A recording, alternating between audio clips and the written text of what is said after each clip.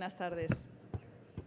Bienvenidas, bienvenidos esta tarde a nuestra sede, donde inauguramos esta exposición con la que el Instituto Cervantes, junto con la Fundación Ramón Menéndez Pidal, quiere homenajear al más ilustre de nuestros filólogos, al cumplirse los 150 años de su nacimiento en 2019.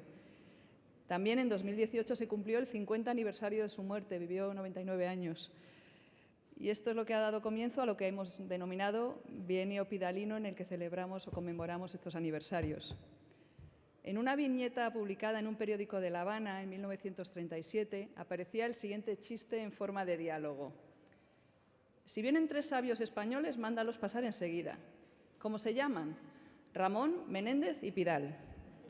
Esta broma, recogida en un documento que pueden ver en esta exposición, subraya la fama que había alcanzado este gran filólogo y las múltiples facetas en que se desarrolla su actividad. Es tejedor de redes, es intelectual, es un gran viajero. Todo ello en el máximo nivel el que se puede alcanzar. Y también un gran gestor, que también se ha comentado aquí, era una persona muy preocupada por la gestión. Es muy difícil que en una persona coincidan todos estos elementos. Ustedes mismos lo podrán apreciar en esta pequeña exposición, que en apariencia es pequeña, pero que en realidad es un baúl sin fondo, o mejor dicho, es un baúl de viaje que cobija toda una vida. Fascinantes documentos, cartas, postales, fotografías, mapas, recortes de periódicos, libros. Yo he tenido la suerte esta mañana de ver la exposición con la explicación de Mario. Ha sido tantas cosas, tantos detalles, creo que pueden disfrutarla muchísimo. Les invito a que no dejen de fijarse en el planisferio que está a un costado de esta exposición, en este planisferio, donde aparecen salpicados los centros de difusión de la cultura española entre los años 1910 y 1935, influidos por la labor de Menéndez Pidal. Es impresionante. Y es un mapa que podría recordar lo que es el Instituto Cervantes. Nosotros también tenemos un mapa de nuestra presencia con nuestro centro más lejano, que está en Australia, a 17.000 kilómetros de nuestra sede central, el más cercano en Lisboa, un poco más de 600 kilómetros. Nuestra institución no podía dejar de celebrar la memoria de este hacedor y propagador de estudios sobre nuestra lengua, quien, como apunta nuestro director Luis García Montero en su texto de presentación en el catálogo, fue el primero en soñar lo que hoy es el Instituto Cervantes. Nadie que se dedique al estudio y difusión del castellano es inmune a su guía y presencia tutelar. También en esta exposición podrán contemplar dos espléndidos retratos, ahí al fondo, realizados por Luis Menéndez Pidal, entre los que quiero destacar el que hizo a su cuñada María Goiri, compañera, cómplice, testigo, alentadora y ayudante de la labor filológica y viajera de un Ramón Menéndez Pidal, cuya historia, que es la historia de nuestra filología, habría sido mucho más pobre sin la contribución de su esposa. Gran parte de los documentos y objetos que van a ver proceden de la Fundación Ramón Menéndez Pidal, pero también los hay cedidos por la Residencia de Estudiantes, el Centro de Ciencias Humanas y Sociales del CSIC, la Biblioteca Tomás Navarro Tomás del CSIC y la Biblioteca del Ministerio de Asuntos Exteriores. Y a todas estas instituciones queremos darle las gracias por participar en esta exposición, y también a los comisarios de la exposición, Mario Pedrazuela, Sara Catalán, a los diseñadores Javier Lerín y Mariana Laín, que creo que es muy original su planteamiento y su propuesta, y por supuesto a la dirección y el equipo de Cultura del Instituto Cervantes. A todas y a todos les deseo un buen viaje por estas escalas del español, que podrán visitarse en nuestra sede desde hoy hasta el 8 de septiembre. Muchísimas gracias.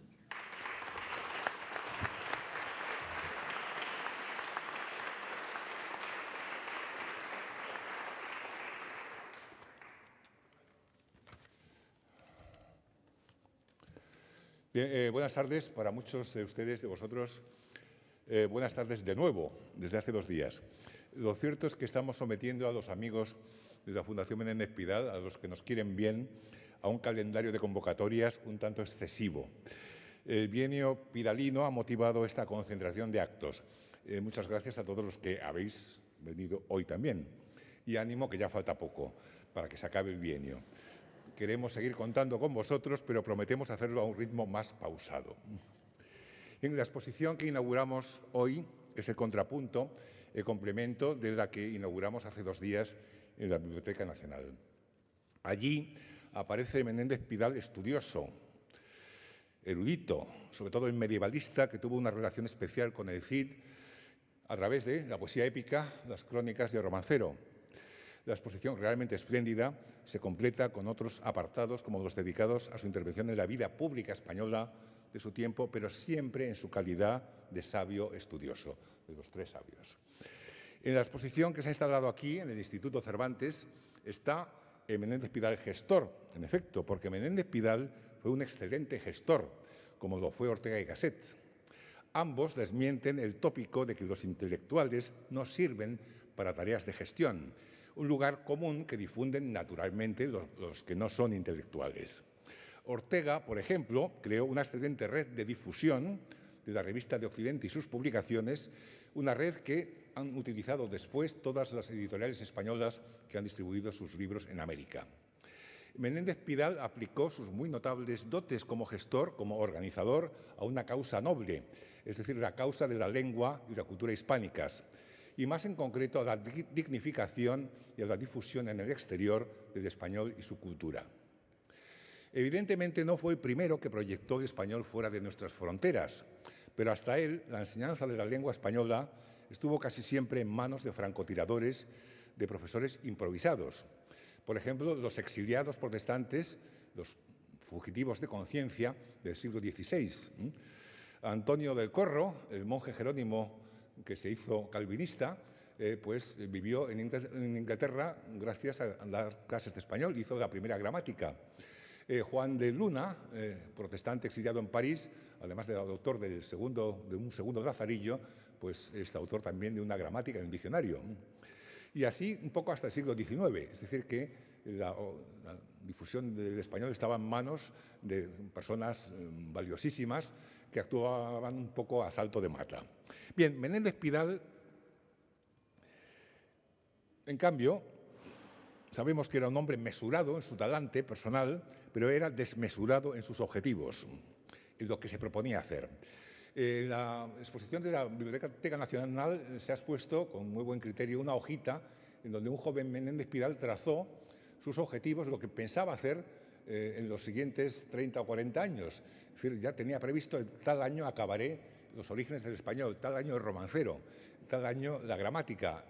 Es decir, que tenía esa mentalidad de futuro y un optimismo increíble para creer que iba a ser capaz de hacer todo eso. Realmente no lo hizo, o no lo hizo en los años previstos, sino mucho más tarde, pero el propósito de hacerlo le hizo avanzar enormemente en todo lo que se propuso. Bien, ese mismo optimismo, esa creencia de que todo es posible si de verdad queremos hacer algo, los trasladó al trabajo en equipo que pudo desarrollar en el Centro de Estudios Históricos. Asombra realmente que un pequeño equipo que nunca tuvo más de 12 o 14 miembros, menos que cualquier departamento de español de cualquier pequeña universidad, ese pequeño grupo se propusiera y consiguiera en muy pocos años hacer o iniciar tantas y tan importantes cosas. Diccionarios y glosarios de la lengua, la historia de la lengua, el atlas lingüístico de la península ibérica, un órgano de difusión que enseguida alcanzó un prestigio enorme, la Revista de Filología Española, una colección de monografías, los anejos de la filología española. Piensen que ahí aparece, por ejemplo, el pensamiento de Cervantes, de Américo Castro, libros sobre la lengua sefardí, sobre el español de América, realmente todo.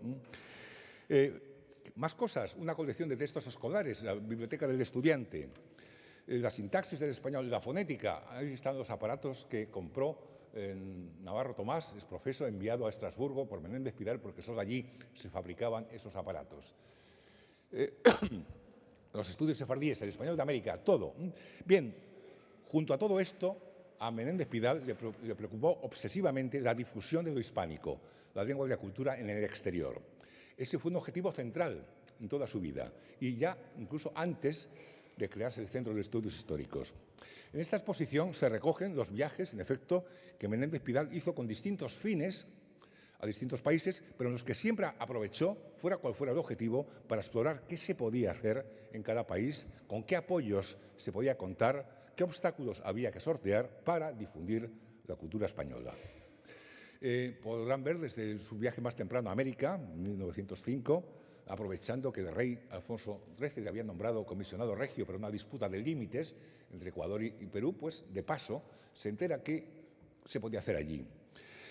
A su último viaje en Israel, cuando no había relaciones diplomáticas entre España y el Estado de Israel, Menéndez Pidal fue de facto un embajador oficioso que restableció la armonía con los intelectuales sefardíes. Menéndez Pidal, hemos dicho antes que era un hombre mesurado. En su trato personal nunca se conoce de una salida de tono, pero para su uso personal redactaba unas cedulillas, unas notas que pueden ser a veces especialmente cáusticas. ¿Qué ponen esas notas? Pues pone, en cada sitio que visita, define los méritos de las personas con las que se encuentra y sobre todo en función de la utilidad que pueden tener para la difusión del español. Hay unas notas, por ejemplo, sobre la visita que hace a la Academia Española de Roma, en compañía de Pijuán, un hombre genial, sin duda, pero que a Menéndez Pidal le exaspera porque descubre que se ha gastado todo el presupuesto de un año en comprar una puerta magnífica, pero que da un salón vacío, donde no hay nada, ni mesas, ni libros, ni nada. A Menéndez Pidal le parece un mal uso de los dineros públicos semejante despilfarro. O bien descubrir que Pijuán se había traído unos cuantos becarios catalanes que solo estudiaban cosas de Cataluña. A Menéndez Pidal le parecía muy bien que se estudiaran cosas de Cataluña, pero no solo eso. Los dineros públicos del Estado español tenían que invertirse en cultura hispánica general. En su viaje a Argentina, en el año 14, en donde se crea un vínculo importantísimo después, la institución cultural española acogió a intelectuales como Ortega, como científicos, Cabrera, matemáticos, Rey Pastor. Realmente ha sido un semillero enorme de relaciones culturales. Bien, pues lo primero que hace don Ramón es anotar a quién se encuentra. Argentina, dice, la juventud. La generación que ahora tiene 30 a 40 años tiene 4 cabezas, que son estas: ingenieros, José Ingenieros, médico alienista, 38 años, psicología, antropología criminal, fanático por la cultura, quiere ser un giner argentino, hijo del fundador de la Internacional en Italia, expatriado, hoy alejado del socialismo y de toda política, cree que el científico y pedagogo debe estar lejos de la política. Ricardo Rojas, profesor de literatura en La Plata, Octavio Bunge, fiscal del Supremo, Lugones, el de más talento de los 4, pero que hizo muchas incorrecciones para medrar en puestos. Se hizo de todos los partidos. Es un chancho del cual Ingenieros está distanciado. Y así va definiendo a la gente que encuentra. Por ejemplo, Bunge, de escasa reputación, envidioso y poco leal, no contar con él. Del de Piane, de gran posición, no gran profesor, pero de gran voluntad, buen amigo, cultivarlo. Y así hace siempre. Él, en su viaje a América, también define a todos los intelectuales y los hispanistas que encuentra en función de qué pueden aportar para la causa de la difusión del español. Bien, con este pequeño núcleo de colaboradores, realmente el Centro de Estudios Históricos, decíamos esta mañana, muere por causa de su propio éxito, por causa de su propia necesidad. Todos sus colaboradores cercanos acaban yéndose al exterior. Y don Ramón se queda solo en Madrid. Y les regaña: vuelvan ustedes, necesitamos que sigan ustedes haciendo cosas. Y hay una carta fantástica, que conoce muy bien Milagro Laín, de Américo Castro, donde le dice: don Ramón, no insista, lo que estamos haciendo aquí es mucho más importante que lo que se hace en Madrid. Una reseñita más para la revista de Filología Española no aporta nada. En cambio, yo doy aquí una conferencia y vienen 2.000 personas. Necesitan que los españoles de España digamos cosas aquí. Una carta que conoce muy bien Mario de Solalinde, recorre todo Estados Unidos y va casualmente a los mismos sitios que estuvo don Ramón en el año 9, y va haciendo lo mismo que hacía don Ramón, detectar, pulsar en qué estado estaba el hispanismo, con quién se podía contar y con quién no. Bien, pues de toda estos viajes tan fructíferos, tan productivos, creo que se ha hecho aquí una exposición realmente magnífica, que hay que ver despacio, porque cada pieza ha sido elegida con enorme cuidado, con enorme amor también, y es enormemente ilustrativa. Hay que agradecer, claro está, al Instituto Cervantes y a su director la oportunidad de instalar esta exposición aquí. Quiero recordar también al anterior director, Juan Manuel Bonet, que fue el que acogió esta idea con enorme entusiasmo y a quien se debe el título. Escalas del Español fue sugerido por Juan Manuel Bonet. A John Juaristi, que también hizo de mediador, anterior director de este instituto. y naturalmente a la Dirección de Cultura del Instituto, que Raquel Calella especialmente. Bien, por parte de la Fundación, claro está, tengo que, una vez más, dar las gracias a Sara Catalán. Yo no sé si hay que creer mucho en la genética, pero desde luego Sara ha heredado la energía de don Ramón y la de Jimena y la de don Diego Catalán, porque yo no sé cómo ha sido capaz en tan poco tiempo de hacer lo que está haciendo, de manera que mi asombro se redobla de admiración. Y, naturalmente, a Mario Pedrazuela, conocedor como nadie de lo que es la difusión del español fuera de las instituciones que hicieron posible que España en muy pocos años recuperara su prestigio internacional. Mario lo sabe muy bien, pues ha sido el complemento perfecto para hacer esta exposición.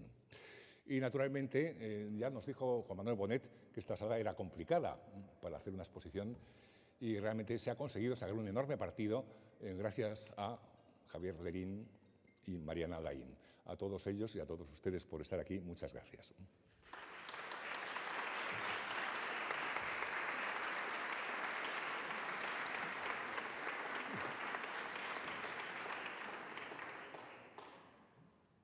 Bueno, buenas tardes y muchas gracias a todos por asistir esta tarde aquí a la inauguración de la exposición Las escalas del español, los viajes de Ramón Menéndez Pidal. Uno de los objetivos de la Junta para Ampliación de Estudios, fundada en 1907, era enviar al extranjero a jóvenes intelectuales y profesores para que descubrieran lo que en su campo de investigación se estaba haciendo fuera. Ramón Menéndez Pidal, que fue uno de sus vocales y posteriormente vicepresidente, apoyó a los jóvenes filólogos para que salieran al extranjero a descubrir nuevas corrientes filológicas. Él, desde su juventud, como verán en la exposición, entendió el viaje como una forma más de hacer ciencia, de conocer las investigaciones de colegas de otros países, de aprender nuevos métodos de trabajo. Pero esos viajes también le sirvieron a don Ramón para tejer una red de contactos, red que le sirvió para difundir una lengua y cultura españolas por todo el mundo, creando así lo que podemos considerar los antecedentes del actual Instituto Cervantes en el que ahora nos encontramos. En las primeras décadas del siglo XX, la lengua española se convirtió en una de las más demandadas por los centros educativos del extranjero, en detrimento del alemán y del francés.